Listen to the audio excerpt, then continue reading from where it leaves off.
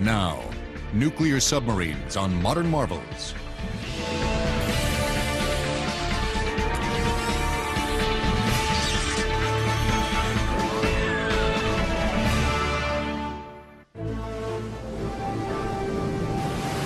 These steel sharks operate in a harsh, unseen twilight world. They maneuver throughout 70% of the Earth's surface in a deadly game of stealth, intrigue, and menace. Some carry more firepower than all the bombs dropped in World War II. They are marine monsters that can be as quiet and unthreatening as a blowfish, but aroused, can fire the world's most deadly cargo from more than 100 feet underwater. A submarine is a platform whose mission is to arrive by stealth, to kill without warning, and to escape without damage to herself. They contain a whole lot of capability into a very small space. They allow 100 or more people to live in that small space comfortably and productively for relatively long periods of time. They're just amazingly efficient machines. Nuclear submarines are priceless military jewels, owned and operated by only a handful of countries. They are driven by the near limitless energy of atomic power, and with other advanced naval technologies, are the most complicated mechanisms ever built. They operate in a more treacherous environment than space. There's 4,400 pounds per 100 foot of depth pressure on the ship. It's cold, it's dark, there's currents, there's storms that can come up. We're submerged, we have to make our own air, we have to filter our air, remove carbon dioxide, we make our own power, our own water. There's any number of things that can go wrong, and it's truly an unforgiving place. Two types of nuclear submarines prowl the oceans. Attack subs quietly hunt other subs, monitor surface ships, and provide intelligence. Ballistic missile submarines, or boomers, carry missiles topped with nuclear warheads that can wipe out countries. Their mission is to hide with pride and to deter adversaries from military action. Fire! These boomer and attack subs are made with more than 80 million separate parts, can cost more than $2 billion, and with 3,000 workers can take a decade to build. Once at sea, they stay submerged for months, silently ferrying a crew of secret warriors to points all over the globe. You have no contact with the outside world. Everything you're going to live with goes with you.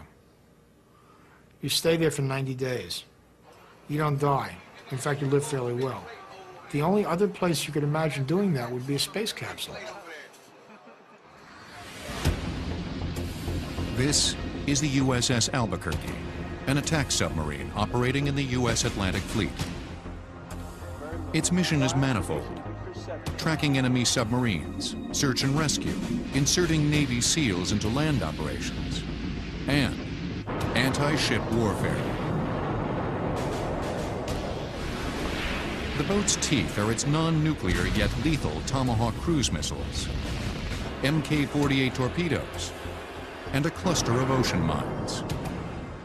A pellet-sized chunk of uranium provides the sub with more energy than 30,000 gallons of gasoline. Its 35,000 horsepower nuclear reactor puts out less noise than a school of shrimp feeding. The brain of this wily sea creature is the control room, or attack center, bathed in red light during nighttime to provide a sense of time to the crew. Control room is a place where you navigate, you control the depth, angle, and course of the submarine. It's where you receive information from your various sensors and consolidate it into the fire control system. It's where you plot the course and speed of the target. It's where you launch the weapon. It is the nerve center of the whole ship. As the boat submerges into a timeless twilight of deep ocean dark, its only eyes are the sonar room. Underwater, you can't see anything because water absorbs light energy very, very rapidly. But it allows the transmission of acoustical energy to great distances. And so the one sense, the one input you have underwater is sound. Last bearing, 200. Sonar is your one eye onto the world, so all your information, essentially, on what's happening around you comes from the 4 or 5 guys who are sitting in the sonar room. They're therefore the most important enlisted men aboard the submarine. Active sonar, which sends out sounds or pings, is employed sparingly because it can give away a sub's position. Instead, the boat often employs passive sonar that simply listens for sounds in the ocean. We can hear the merchants. We can actually hear their screws going through the water. We can tell how fast they're going. We can hear dolphins, whales. The most unique sound is when we're up around the ice and you're hearing the creaking and the breaking up of the ice flows coming out. That is the weirdest sound. It sounds like ghosts. The long steel tube is densely packed with hardware. A nuclear reactor takes up the back third of the boat. Weapons and tons of electronic gear leave little room for the crew. Privacy is limited. There are no secrets on a nuclear sub. Each enlisted man gets about 15 square feet of sleeping and storage space. When I try to sit up, I can't because the overhead is very, very small. It's impossible to sit up at all. And then you try to turn sideways or sleep, forget it. That's almost impossible. No, not for storage. This is my storage space right here. To counter the isolated, remote existence of submariners, technology ensures all the modern amenities. Electricity provided by the nuclear reactor filters the air to remove dust and carbon dioxide gas. Between 10,000 and 40,000 gallons of fresh water is produced every day by boiling seawater and collecting and condensing its steam. Fresh oxygen is created by pumping water through a 6 by 6 foot steel box of electrolytic cells. The electricity separates the water's hydrogen and oxygen elements and then pushes the new oxygen throughout the boat. The hydrogen is mixed with excess water and dumped back into the ocean. Though each boat is blessed with near endless nuclear power, food is the one energy source that limits time at sea. As a ship heads out on patrol, every nook and cranny is jammed with provisions. The quiet gladiators that man these vessels keep to a tight 18-hour cycle. 6 hours on watch, 12 hours for study, maintenance, eating, and sleeping. Then back on watch again. We can't turn the lights out at night and say, okay, we'll see you guys in the morning. We're 24/7 going round the clock. A ration of emails from friends and relatives allotted by the captain keeps up morale on the vessel. Dad, good news from home. I got all A's and 1 B on the final report card. Made honors. Can't wait to see you. It will be soon. Hurry home. Love you. Miss you. Annabelle. That's pretty good. 4 weeks away from home, and that's what it's all about. Getting that makes my day. It makes me happy. But such respites are rare. Stand by, tube 2. Drilling seems constant. In the torpedo bay, the weapons are routinely racked and slotted for simulated attacks. The job we're doing is very complex and it's very involved. And to get 100 people or 135 people doing the right thing at the right time, which is what it takes to successfully employ the ship, takes a lot of practice. Only after 20 years of training does Commander Burroughs get to preside over this secret fraternity, where he assumes fearsome powers. The captain of a submarine has to know engineering. If it's a nuclear-powered ship, you have to know the physics to go with it. You have to know tactics. You have to know sonar. You have to know navigation. You have to know ship handling. A boat captain must also have a collection of unassailable personal qualities. Instinct and artist touch, monomaniacal confidence of a professional boxer. People who feel very secure. They're warriors. Some of the world's best scientific minds were recruited to build these silent beasts. Next, the creation of the modern nuclear submarine was fueled by ambition accidents, and at times, tragedy. Today, about 160 nuclear submarines silently traverse the Earth's oceans. But more than 2 centuries ago, the world's first submarine had a more limited role.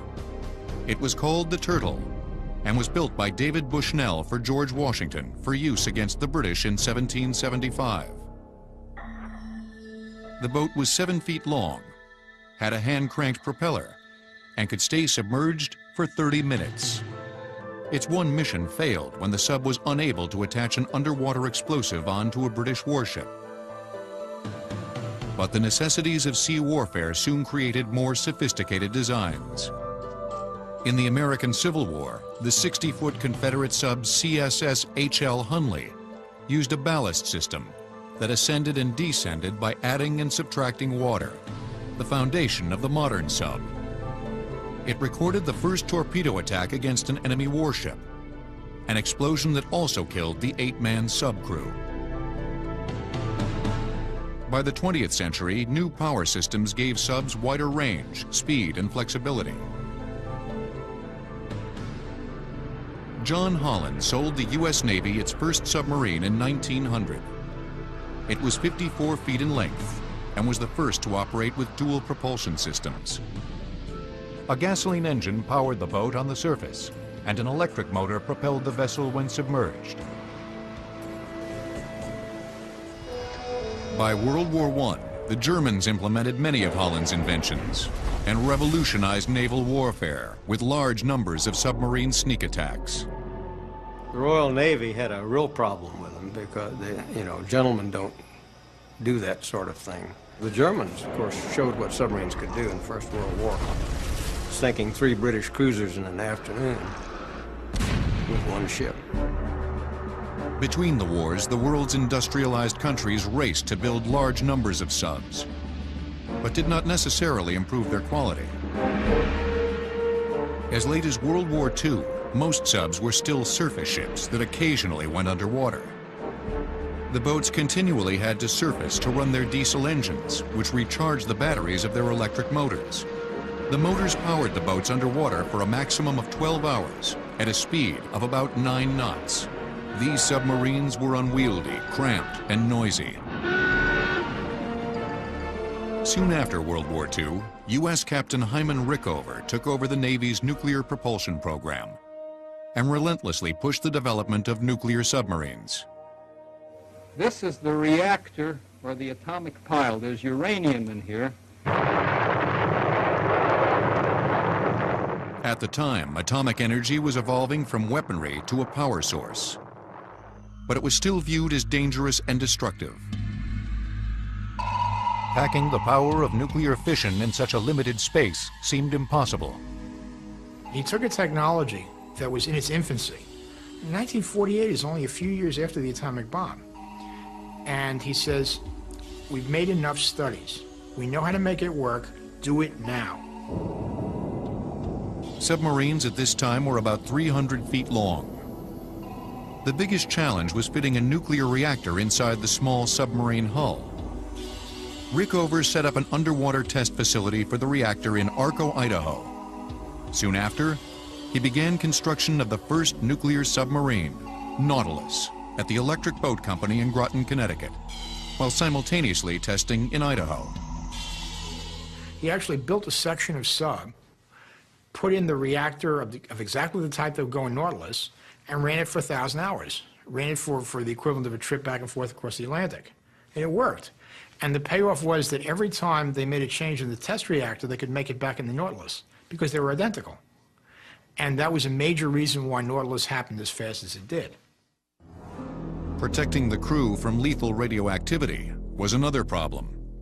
Now, a man can walk over the shield and through the ship, and he will not be irradiated dangerously over a long period of time.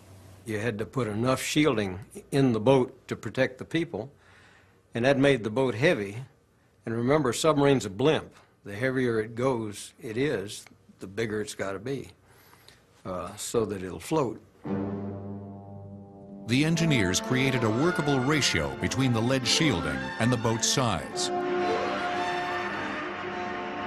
On January 21, 1954, the world's first nuclear submarine was launched. It was an extraordinary technological machine. The nuclear reactor powered the boat using heat provided by nuclear fission, the splitting of uranium atoms. The reactor's heat was transferred to water, which circulated through a primary piping loop that also included the reactor, pumps, and the steam generator. A secondary loop sent steam from the steam generator to a turbine, which supplied the vessel with electricity, and to the main propulsion turbine that drove the propeller. The steam was condensed into water and recirculated back into the system. No air or oxygen was required to run the reactor, allowing a sub to operate independently from the Earth's atmosphere. You had a true submarine a la Jules Verne. It could submerge and it did not have to come back up, and it could stay submerged almost indefinitely.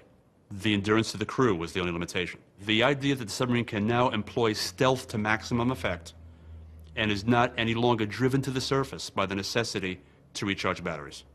That's completely gone. And for submariners, that was the ultimate rush. You must remember that although there had been fast subs before, there had never been a sustained high-speed sub. No one had the faintest idea of what, say, 23 knots was like on a sustained basis. It turned out that she could evade any anti-submarine force.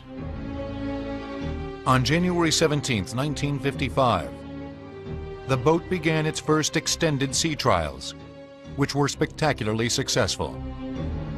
The captain sent a radio message, underway on nuclear power. It was the beginning of a new and dangerous era. Soon after, the USS Seawolf was launched, and within 3 years, the USS Skate was the first sub to break through the ice at the North Pole. Their missions were espionage, anti-sub and anti-ship warfare. Then in 1958, the Soviets, under the direction of Admiral Sergei Gorshkov, launched their first series of nuclear submarines. Hotel, Echo, and November from the Sevmash boatyard near Archangel in the Arctic. All Soviet subnames and classes were designated by NATO for reference by the West. They were very noisy, they were pretty fast, and they were unsafe for the crews. A lot of sailors in those submarines died over the succeeding years of radiation poisoning because the Russians did not invest the same money or effort in safety for the crews that we did. Several Soviet subs used a lead bismuth alloy, which circulated at high temperatures through the nuclear reactor. It allowed for a greater concentration of energy when heating water. The U.S. used a simpler pressurized water design, as did most Soviet subs. The great thing about pressurized water was it was inherently very stable. As the water got hotter, the reactor would slow down a bit. That meant that it couldn't get out of hand. The water itself wouldn't carry radioactivity. With the liquid metal, you carry a lot more heat out. You can make much hotter steam with it. On the other hand, that liquid metal does not itself moderate the reactor. In one case, the metal didn't melt properly. They ended up with this solidified radioactive gunk, and that cut the sub up. The problem with liquid metal is that it gets radioactive and has a very, very long half-life. So if you have a problem at sea, you can't fix it. Back at the time Nautilus was being built, the U.S. created another revolutionary design. In 1953, the Navy tested a diesel submarine with a whale-shaped or teardrop hull. It was able to attain the astonishing speed of more than 30 knots underwater. Prior to the albacore hull, submarine hull shapes were really optimized for surface operation. They go fast on the surface, and then they submerge and go slower while they were doing their operations. The albacore could go faster underwater than it could on the surface. The albacore achieved speeds never before seen in submarines. Due to its cylindrical shape, water flowed off the albacore bow much faster than earlier hull designs. By the mid-1950s, the U.S. began building a 6-boat class of nuclear submarine called Skipjack. The class of vessels has always been named after its first boat. They redesigned the power plant to make it a bit more compact. They combined it with skipjack with the albacore hull, and zow! When the USS Skipjack was launched in 1960, the U.S. now had a nuclear sub of astonishing speed, endurance, and seemingly endless power. When her first skipper brought her back into port after her initial tests, he said, "Put a Simonized job on her, I want to take her home." She was fast, she was maneuverable, she could go deeper than any submarine up to that point in time, and she combined the best the U.S. Navy had to offer. But these subs were minnows compared to the monsters being developed. Next, as the Cold War heated up, the U.S. and the Soviets would create a new breed of nuclear submarine. With such destructive power, it threatened the world. In the mid-1950s, America began work on a revolutionary concept for submarine warfare. A feisty visionary leader, Admiral William Rayborn, was placed in charge of a U.S. program to launch ballistic missiles from submerged submarines. But the challenges of launching missiles from underwater subs seemed insurmountable. The first problem was water displacement inside the sub itself. You have this large object that the submarine suddenly squirts out, so you have to fill a tank to compensate for the weight, otherwise the submarine will bounce around. Engineers developed advanced ballast systems that quickly restored neutral buoyancy after a launch, allowing the sub to absorb the shock of firing a missile. Technical problem number 2 is knowing the exact position of the submarine so that you can deliver the missile to its target safely and accurately. Navigation was significantly improved with orbiting satellites, which radioed the sub's exact location to its commanders. They could then accurately calculate the distance to a target. Then, computerized missile guidance systems were installed in the weapons to ensure the correct target was hit. But the most dangerous challenge was how to carry and light off a liquid fuel missile inside a sub. If you kick over a liquid fuel missile, you get a big fire if you're lucky, and you get a big explosion if you're not. Liquid fuel was the leading propellant at the time, but it was hard to handle, highly flammable, and could wreak havoc inside the confines of a submarine. The big breakthrough that enabled us to do submerged launch was the advent of solid fuel rockets. Also, the size of the missile itself, the dimensions of the missile, got much smaller when we got to solid fuel, which made it easier to put it in a submarine hull. Solid fuel was made with a combination of nitrate, carbon, and sulfur. It was much safer because it was bonded by plastics, was compact, and less volatile.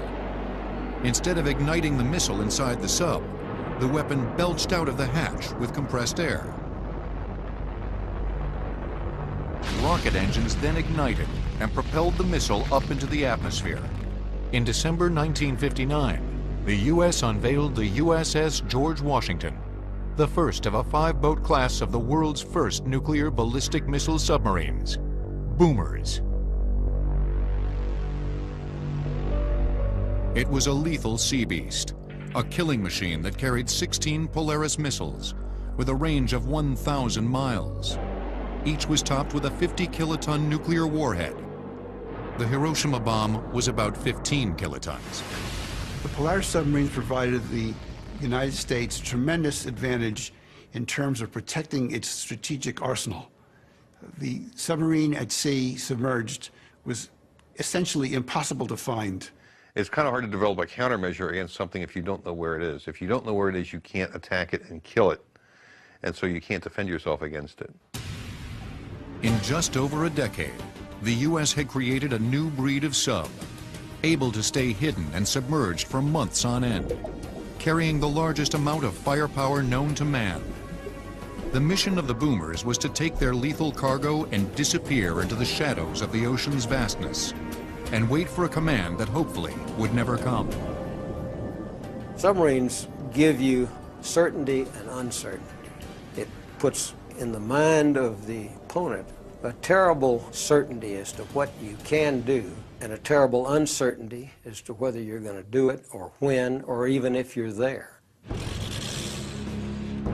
Throughout the 1960s, the Polaris missiles on subs became even more deadly by stacking several nuclear warheads on each, greatly increasing their destructive power. In 1970, Poseidon missiles introduced MIRVs, or multiple independently targeted reentry vehicles, that could hit targets 2,500 miles away. After a Poseidon missile completed its 3-rocket boost phase, its nose cone would re-enter the atmosphere, and its attached multiple warheads, or MIRVs, would split off and detonate over a wide area. Each one of the warheads can be independently targeted to different cities, locations, industrial sites, military bases. So with one missile, you can effectively take out multiple targets. So it multiplies by so many times the effectiveness of fleet ballistic missile submarines. But the Soviet Union refused to be left behind. In 1967, the Soviets launched what NATO would call the Yankee class, a boomer sub with 16 ballistic missiles with a range of 1,300 miles. It displaced 9,600 tons and carried larger warheads than the Polaris missile. The U.S. countered in 1982 with the Ohio-class sub, which could carry 24 Trident missiles, each with up to 8 warheads of 100 kilotons. Just one Ohio submarine launching all of its 24 Tridents to a distant continent would unleash 192 separate thermonuclear explosions, releasing 19,000 kilotons of energy, about 1,300 Hiroshima bombs. Besides killing millions of people instantly, the explosions would disperse an estimated 2 million tons of radioactive debris into the atmosphere, altering weather patterns and the Earth's climate. One missile can hit an enormous number of targets from a great distance, like 6,000 miles. It's quite a remarkable animal. If you think of it actually being used, it's quite a horrible animal. Next, as boomer subs began to proliferate, the US and Soviets were also pouring billions of dollars into improving their attack submarines, creating vessels of untold stealth and quiet. As the Soviet Union began launching more nuclear submarines in the early 1960s, the US began focusing on anti-submarine warfare to deal with the emerging threat. US designers became obsessed with quietness as a means to secretly shadow, monitor, and if necessary, take out the new Soviet vessels. Con sonar have a weak noise level bearing 298. Con sonar. If your submarine is so loud it's making fish jump out of the water or holding their ears, and you're not making any noise at all, who's got the advantage? If you're invisible, the other guy can't hurt you. If you're invisible and he is visible, you win. It's that simple. The Nautilus was hard-mounted machinery, very little sound isolation. In that kind of a submarine, the radiated noise follows almost exactly a curve of speed versus power. The faster it goes, the more it radiates. The whole idea with sound quieting is to separate those two. And what you really want it to do is be quiet across the full speed range. Rickover said it, and it's true, quieting is a lot more difficult problem than just creating the nuclear reactor plant. Silencing soon became a religion for US sub-designers. The way you make a submarine quiet is you look at the noisy part. That's machinery, mostly geared machinery. You put it on a rigid platform called a raft. You separate the raft from the hull, you put in springs that absorb the sound. That quiets it down enormously. The springs came with rubber mounts that dampened vibrations. Rubber tiles coating the hull kept all sounds inside. Every piece of gear was analyzed for lubrication and better fitting joints and valves. Noise monitoring systems were put in place to catch errant sounds from the engine's pumps. Even kitchen utensils used by cooks in the sub's galley were scrutinized. The blades on the mixer are coated with plastic or rubber, so when they bash into each other, they don't make any noise. By the 1960s, new digital technologies created passive sonar, a heightened ability to pick up ocean sounds from hundreds of miles away. By reducing a sub's ambient noise, distant signals became clearer. Computers were then used to enhance, sift, and clarify the incoming sounds. In submarine versus submarine warfare, it is essential that you hear the enemy before he hears you. There are two ways to ensure that. One is to have a quieter submarine than he has, put less energy into the water, and also to have a better sonar system than he does, to hear him before he hears you. The new silencing and listening techniques were incorporated into the nuclear attack submarine USS Thresher, launched in July of 1960. To improve the passive sonar system in Thresher, the entire bow was dedicated to sonar arrays. The bow of the submarine was the quietest place on the submarine, which permitted the sonar to pick up fainter acoustic energy in the water than it would have otherwise. The new sub could locate and shadow Soviet naval forces virtually unseen. But then came a tragedy. With great regret and sadness that this ship with 129 fine souls aboard is lost.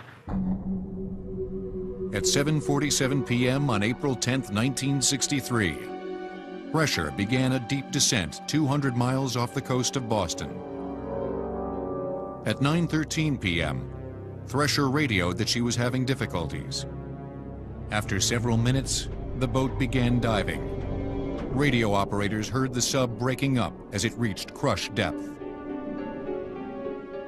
When you get a hull rupture in a submarine, the rapid change in air pressure is essentially the reverse of what happened when they blew the ballast tanks. The air ignites, and so everybody is flash fried in a matter of seconds. Once the outside water pressure cracked the hull, the sub's internal atmosphere began to implode, causing the air and gases to heat up until there was an explosion. The destroyed sub settled on the ocean floor at a depth of 8,000 feet. A later investigation concluded that internal leaking had led to the shutdown of the reactor. The sub then tried to blow her emergency ballast tanks, but couldn't because of frozen pipes. Thresher was the most advanced sub we'd ever built, and it was almost unthinkable that it would sink. Luckily, Thresher's nuclear reactor did not blow up from underwater surface pressure, which exceeded 500,000 pounds per square foot. The Navy's containment and shielding designs proved successful, and the reactor remains on the ocean bottom to this day. Radioactivity at the site is continually monitored and is said to be minimal. It survived that depth because of a combination of the metallurgy, the metal used, the thickness, and the shape. The closer it is to being spherical, the more survivable it is because of the exertion, the way the pressure is distributed across the face of the containment vessel. But the accident shook the Navy to its nuclear core. Soon after, Admiral Hyman Rickover implemented a rigorous investigation and a torturous inspection system for future sub construction. The submarine safety system introduced a level of detail that had never been seen before. All welds were inspected, all materials were tracked, where they came from, how they were used, how they were treated, where they went in the submarine.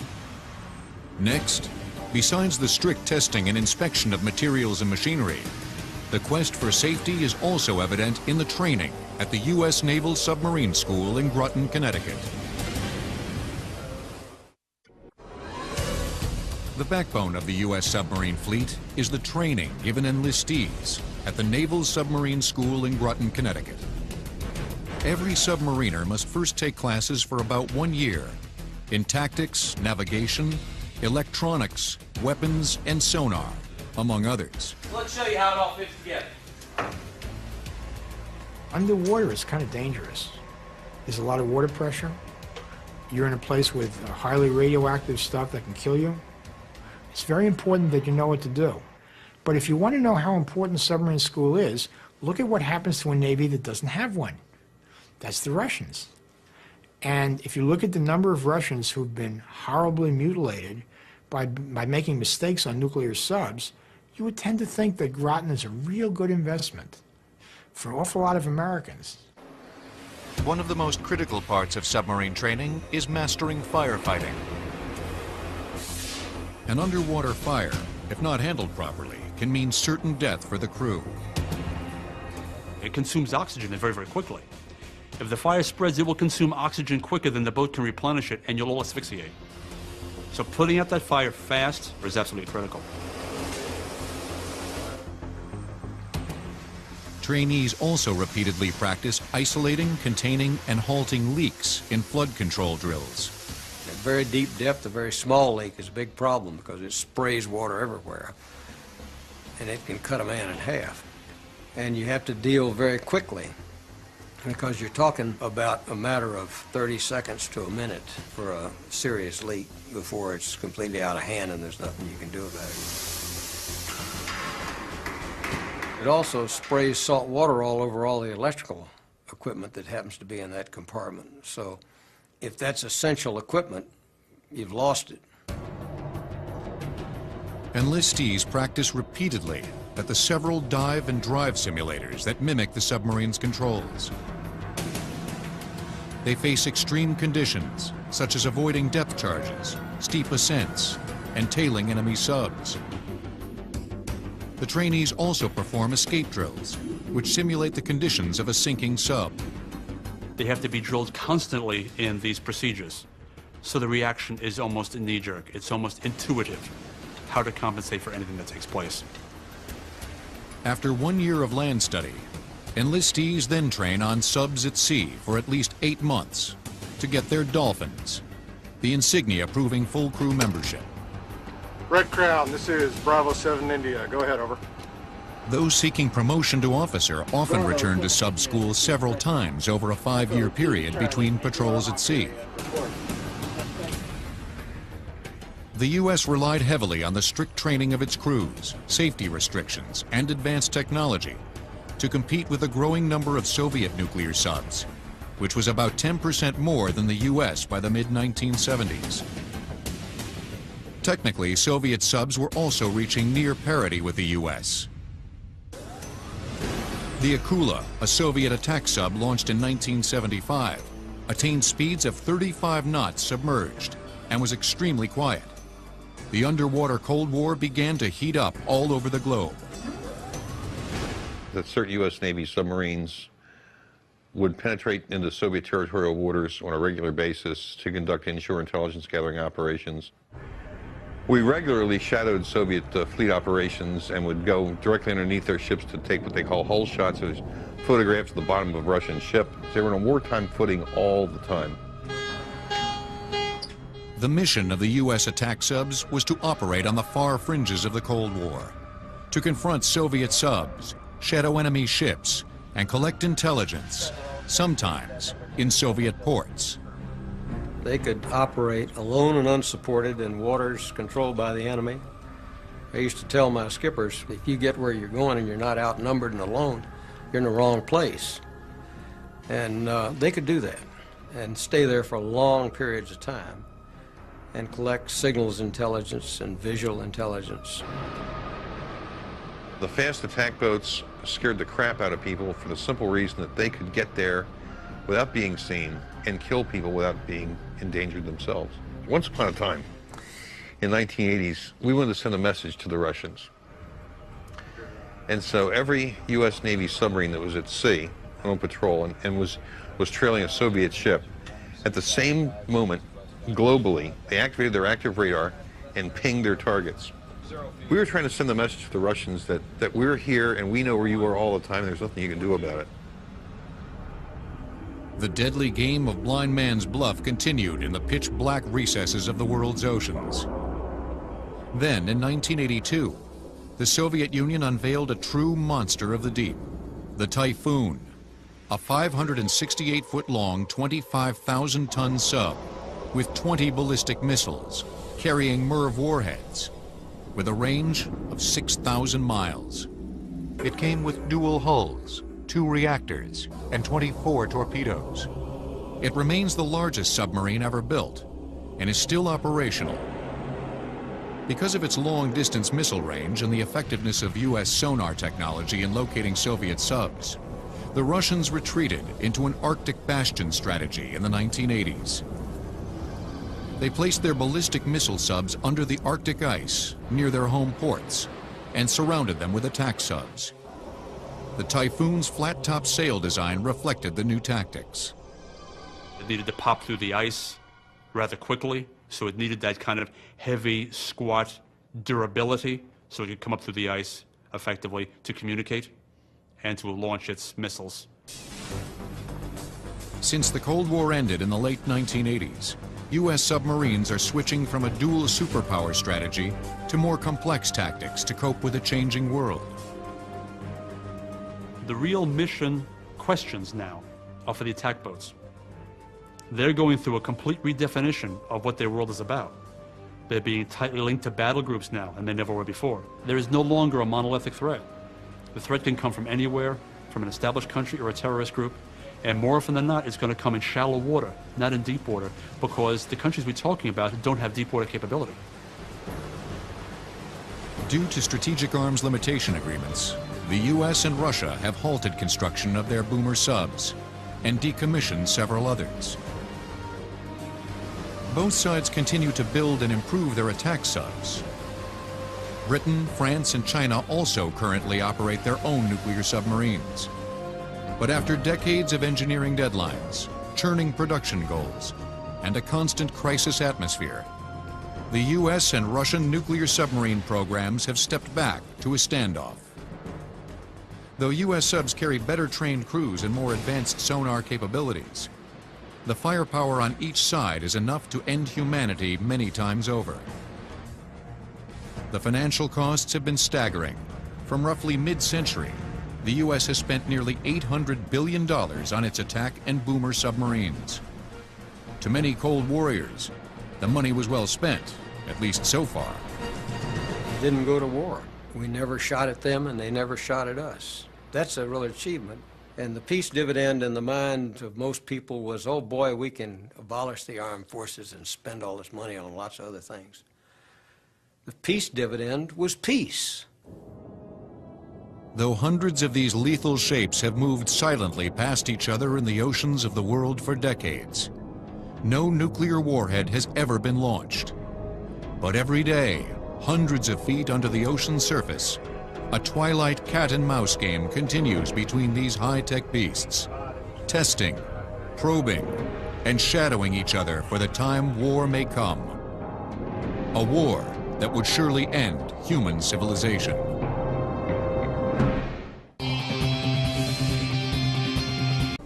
These boomer and attack subs are made with more than 80 million separate parts, can cost more than $2 billion, and with 3,000 workers can take a decade to build.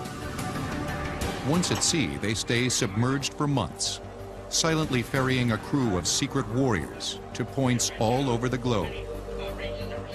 You have no contact with the outside world. Everything you're going to live with goes with you. You stay there for 90 days. You don't die. In fact, you live fairly well. The only other place you could imagine doing that would be a space capsule. This is the USS Albuquerque, an attack submarine operating in the U.S. Atlantic Fleet. Its mission is manifold: tracking enemy submarines, search and rescue, inserting Navy SEALs into land operations, and anti-ship warfare. The boat's teeth are its non-nuclear yet lethal Tomahawk cruise missiles, Mk-48 torpedoes, and a cluster of ocean mines. A pellet-sized chunk of uranium provides the sub with more energy than 30. Now, nuclear submarines on Modern Marvels.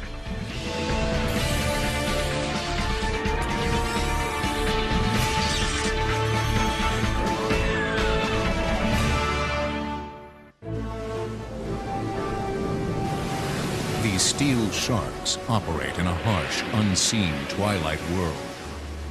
They maneuver throughout 70% of the Earth's surface in a deadly game of stealth, intrigue, and menace.